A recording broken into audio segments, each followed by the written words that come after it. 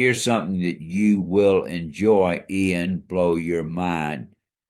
Thomas Jefferson wrote the Declaration of Independence at just 33 years old, basically the age when most of us are still figuring out our career paths. That's such an interesting perspective on Jefferson's early achievements, Pappy. What fascinates me even more is how this young lawyer from Virginia ultimately shaped an entire nation's destiny. While IAN, his education at William and Mary really set him up for this moment.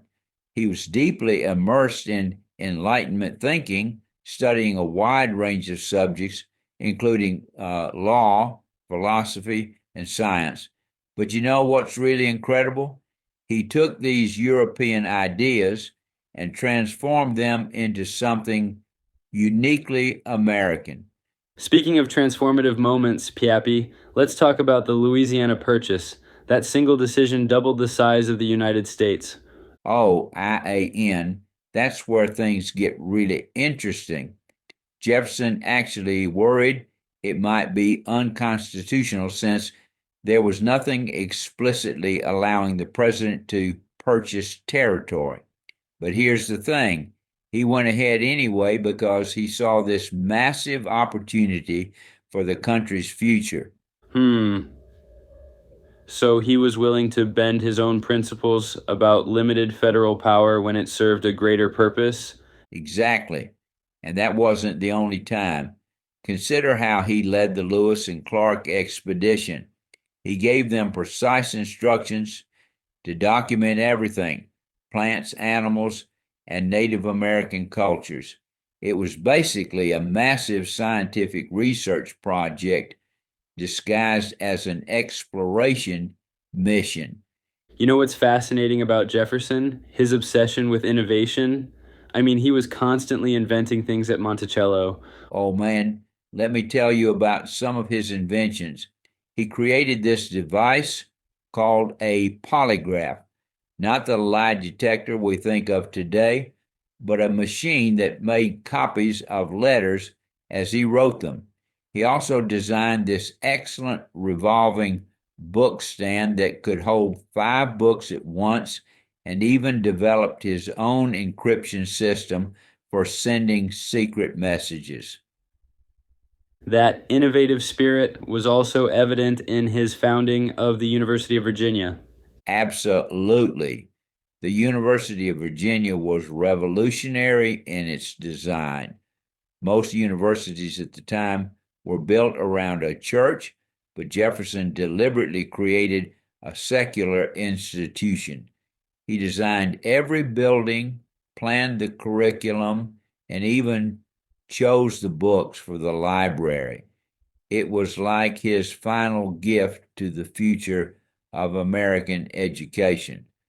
Though we can't ignore the central paradox of Jefferson writing about human liberty while being a slaveholder, how do we reconcile these contradictions? Well, that's what makes studying Jefferson so valuable for understanding American history. He embodied both the highest ideals and the most profound contradictions of the founding era. He recognized slavery as a moral evil, but couldn't imagine a multiracial society. He preached democracy while living as an aristocrat. And yet his influence on American political thought has been enormous. Every political faction seems to find something in Jefferson to claim as their own. That's so true. Small government conservatives cite his warnings about federal power, while progressives highlight his statements about the need for periodic revolution. However, what I find most fascinating is that his death coincided exactly with the 50th anniversary of the Declaration of Independence, the same day John Adams passed away. That timing seems almost mythical. Didn't Adams' last words have something to do with Jefferson? Yes, Adams's final words were Thomas Jefferson survives, not knowing Jefferson had died just hours earlier. But what's really telling is what Jefferson chose to have written on his tombstone. He wanted to be remembered for writing the Declaration of Independence, the Virginia Statute for Religious Freedom, and founding the University of Virginia. Not a word about being president. So, what do you think Jefferson would make of modern America? I think he'd be horrified by some aspects, the power of corporations, the size of cities, the scope of federal authority, but I also think he'd be amazed by others. Can you imagine Jefferson with access to the internet?